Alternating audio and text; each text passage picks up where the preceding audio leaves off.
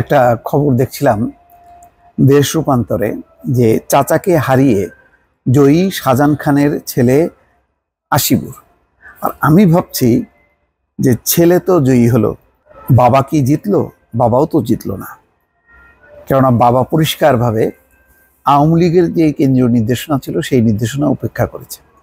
অর্থাৎ প্রধানমন্ত্রীও বলেছেন, সংক্ষিপ্ত নিকটজনের সংজ্ঞা তিনি সংক্ষিপ্ত করেছেন। সেই সংক্ষিপ্ত তালিকায় হচ্ছে ছেলে, মেয়ে, স্ত্রী বা স্বামী।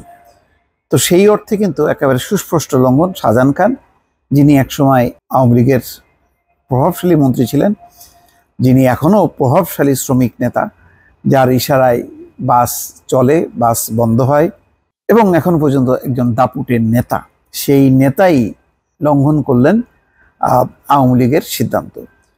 তো সেই অর্থে ছেলে জিতলেন বটে, বাবা কিন্তু জিতলেন না, হারলেন।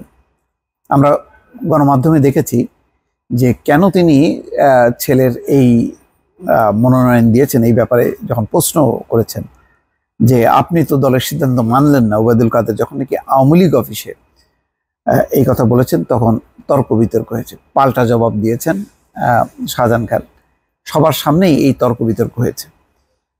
তো আজকে একটা বড় প্রশ্ন দাঁড়ালো যে দলের শৃঙ্খলা নষ্ট হলো, এবং এর প্রভাবে বা উদাহরণ হিসাবে অন্যরাও সেটি সামনে নিয়ে আসবে যে শাহজাহান খান, যিনি সভাপতি মণ্ডলীর সদস্য, সাবেক মন্ত্রী, এমপি, তিনি যখন মানছেন না, তখন আমরা মানব কেন?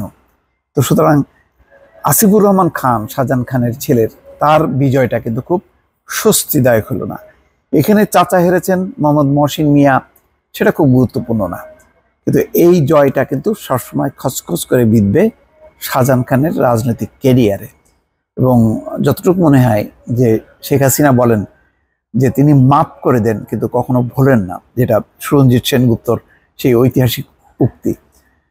তো বাঘে ধরলে বাঘে ছাড়ে, শেখ হাসিনা ধরলে কিন্তু কাউকে ছাড়ে না। তো সেটাই হচ্ছে এখন দেখার বিষয়ে শাহজাহান খানের সামনের রাজনৈতিক জীবন কেমন যায়। এখানে খবরে বলা হচ্ছে মাদারীপুর সদর উপজেলা পরিষদ নির্বাচনে চেয়ারম্যান নির্বাচিত হয়েছেন আওয়ামী লীগের সভাপতি মণ্ডলীর সদস্য ও মাদারীপুর 2 আসনের এমপি শাহজাহান খানের বড় ছেলে আসিফুর রহমান খান।